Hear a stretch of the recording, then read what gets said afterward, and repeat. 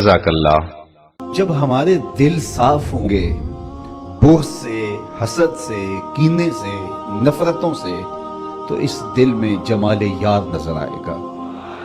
لیکن ہم نے دل کے آئینے کو خود ہی گدلا کیا ہوا ہے اور خود ہی میلا کیا ہے۔ سویر سے لے کر شام تک ہم دیکھیں کیا کیا حسد پالتے ہیں۔ شریکہ برادریاں ہماری الگ ہیں، باہمی رقابتیں الگ ہیں، لوگوں سے دشمنیوں کے بت الگ پال رکھے ہیں، نفرتوں کے شیش ناک بھنکار رہے ہیں، اور عجیب ہماری تلخ زندگی ہے اور اس کی تلخیاں خود ہماری زندگی کے سکون کو لوٹ چکی ہیں۔ اگر ہم چاہتے ہیں کہ ہماری زندگی خوشگوار گزرے، ہماری زندگی کے اندر ٹینشن نہ ہو، ہماری زندگی طمانینت کا مرقع بن جائے، تو سب سے پہلے اپنے دل کو کدورت سے صاف کرنا ہوگا، دل کے آئینے کو مصفہ کرنا ہوگا، اندر کی دنیا کو مزکہ کرنا ہوگا۔ کوئی جھاڑو لے کے دل نگر میں بھی آؤ، گھر تو سوار سوار کے رکھتے ہو، لیکن ذرا دل کی گلیوں میں بھی کوئی جھاڑو لگاؤ۔ گھروں میں تو چراغاں کرتے ہو، کوئی پیار کا دیا یہاں بھی روشن کرو۔ نفرتوں کے بت توڑو، ایک دوسرے کے قریب ہو جاؤ، اور جب مومن کے لیے، اہل ایمان کے لیے تمہارے دل نرم ہو جائیں گے تو دیکھنا کہ تمہارا رب تم پر کتنی رحمتیں نازل فرماتا ہے۔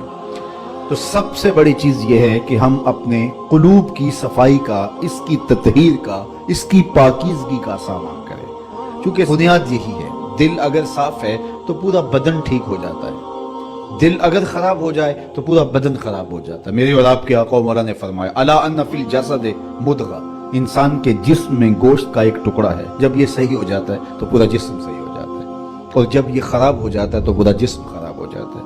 پھر ارشاد فرمایا الا وہی القلب، سن لو، گوشت کے اس ٹکڑے کا نام دل ہے۔ دل کی اصلاح پورے بدن کی اصلاح، دل کی اصلاح سے فرد کی اصلاح ہوتی ہے، فرد کی اصلاح سے معاشرہ اصلاح پذیر ہوتا ہے، اور معاشرے کی اصلاح سے ایک خوبصورت زندگی کا تصور ابھرتا ہے جو ہمارا مقصود ہے۔ لیکن ہم اپنے دل کو نفرتوں کے الاؤ میں رکھا ہوا ہے، اور ہر وقت حسد، بغض، کینے ہمارے سینے کے اندر پل رہے ہیں۔ کسی کو اللہ کوئی دولت عطا کر دے، کسی کو عزت مل جائے، کسی کو شہرت مل جائے، تو ہم خام خواہ کی آتش غیظ و غضب میں جل رہے ہوتے ہیں۔ تو اپنے دل کی پاکیزگی کا سامان کرنے کی ہمیں تلقین کی گئی ہے۔ تو فرمایا یہ صحیح ہو جائے تو پورا جسم صحیح ہو جاتا ہے۔ بلکہ حضرت رومی علیہ الرحمہ نے تو قلم توڑ دیا، دل بدست آور کے حج اکبر است، از ہزاراں کعبہ یک دل بہتر است، کعبہ بن گاہے خلیل اطہر است، دل گزر گاہے جلیل اکبر است۔ کہا دل کو قابو میں لے آ، یہی حج اکبر ہے، ہزار کعبے سے ایک دل بہتر ہے۔ کہا اس لیے کہ کعبہ حضرت ابراہیم خلیل کی گزرگاہ ہے، دل رب جلیل کی گزرگاہ۔ اور اگر کعبے بھی چلے گئے، دل ہی صاف نہ ہوا، تو وہ کیا کسی نے کہا تھا نا، کعبے گیا گل نہیں مک دیجئے، دلو نہ مکائی۔ تو اس کا صحیح ہونا پہلی شرط ہے۔ دل کی اصلاح پورے بدن کی اصلاح ہے، اس کی ستھرائی پورے بدن کی ستھرائی ہے۔ تو اس لیے اس کو قابو میں کرو۔ یہ کائنات ہے۔ ہمارے صوفیاء پہلی توجہ دیتے ہی دل پہ ہیں۔ جو عالم ہوتا ہے اس کا حملہ دماغ پہ ہوتا ہے، لیکن صوفی کا حملہ دل پہ ہوتا ہے۔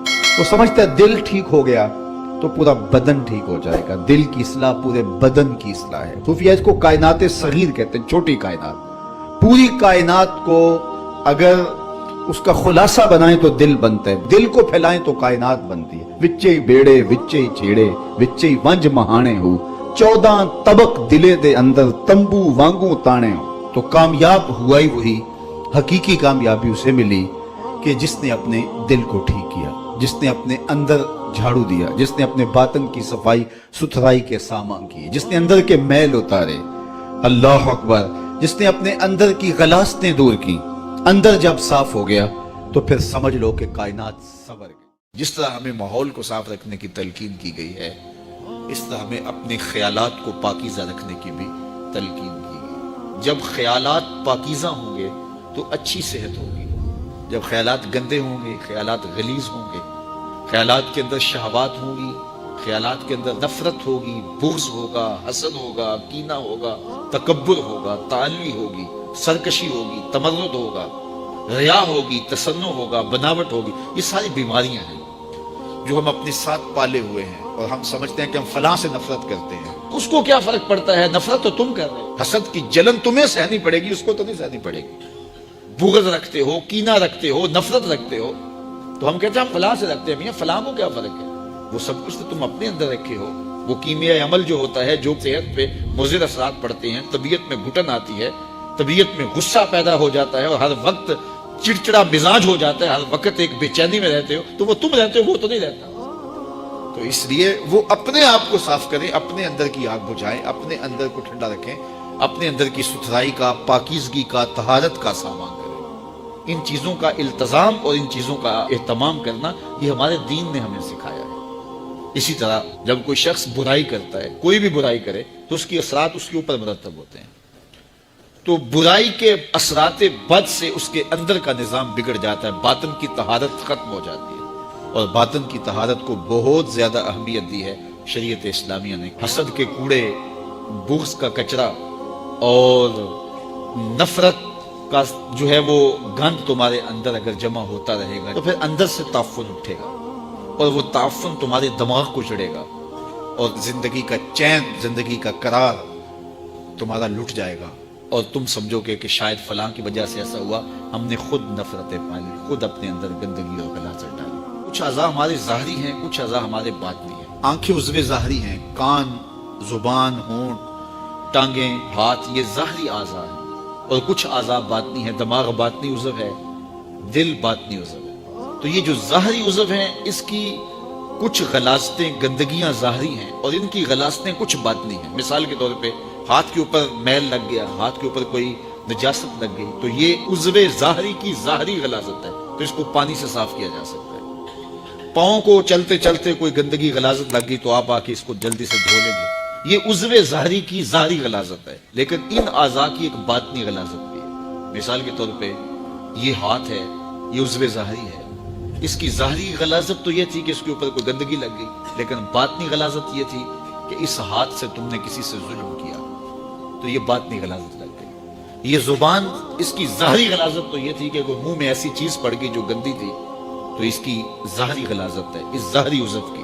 لیکن اس ظاہری عضو کی باطنی غلاظت کیا ہے؟ اس زبان سے جھوٹ بول دیا، اس زبان سے بہتان لگا دیا، اس زبان سے کسی کو گالی دے دی، اس زبان سے سب و شتم کیا، اس زبان سے کسی کے لیے برا لفظ بول دیا، تو اس عضو ظاہری کی یہ باطنی غلاظت ہے۔ اس طرح یہ آنکھ کی ظاہری غلاظت یہ ہے، اس کے اندر کوئی میل پڑ گئی تو یہ ظاہری غلاظت ہے، لیکن اس آنکھ کو شہوت سے بھر لیا، گوشۂ چشم سے کسی کی تحقیر کی، کسی کی تذلیل کی، تو اس ظاہری عضو کی باطنی غلاظت ہے۔ اسی طرح باقی اعضاء بدنیہ ہیں، تو ہر عضو کی جو ظاہری ہے اس کی ایک ظاہری غلاظت ہے، اس کی ایک باطنی غلاظت ہے۔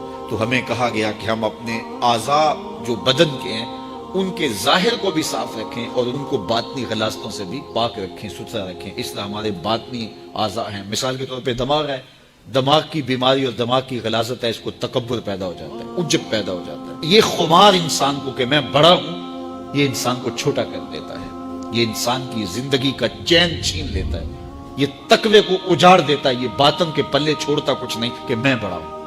اس کائنات میں سب سے بڑا جرم ہوا یہ ہے کہ ابلیس نے کہا تھا انا خیر منہ، میں بہتر، یہ میں جو تھی اس نے اس کا بیڑا کر دیا۔ جو بڑا ہوتا ہے اس کو بتانا نہیں پڑتا میں بڑا ہوں، لوگ دیکھتے ہیں کہ وہ بڑا ہے۔ بڑائی لفظوں سے نہیں بتائی جاتی، بڑائی کردار کی ہوتی ہے، بڑائی سوچوں کی ہوتی ہے۔ بڑا آدمی دکھائی دیتا ہے کہ یہ بڑا ہے، اس کی عادات سے پتہ چلتا ہے بڑا ہے، اس کے اطوار سے پتہ چلتا ہے بڑا، اس کے طرز زندگی سے پتہ چلتا ہے کہ وہ بڑا ہے۔ تو کسی کو چھوٹا نہ سمجھو، کسی کو حقیر نہ جانو۔ واصف علی واصف مرحوم نے کہا تھا کہ کوئی چھوٹا تب نظر آتا ہے کہ اسے دور سے دیکھا جائے یا پھر غرور سے دیکھا جائے۔ کسی کو قریب سے دیکھیں اور پیار سے دیکھیں تو پھر کوئی چھوٹا نہیں ہوتا۔ کس کو پتھر مارے ناصر کون پرایا ہے، دل کے شیش محل میں ایک ایک چہرہ اپنا لگتا ہے۔ لوگوں سے پیار کرو، لوگوں سے محبت کرو، لوگوں کو قریب کرو، نفرتوں کے سوداگر نہ بنو، محبتوں کی دکان کھولو۔ جہاں تک ممکن ہو لوگوں کی خیر خواہی کرو، اور اگر لوگوں کے لیے خیر خواہی نہیں کر سکتے تو کسی کی بدخواہی بھی نہ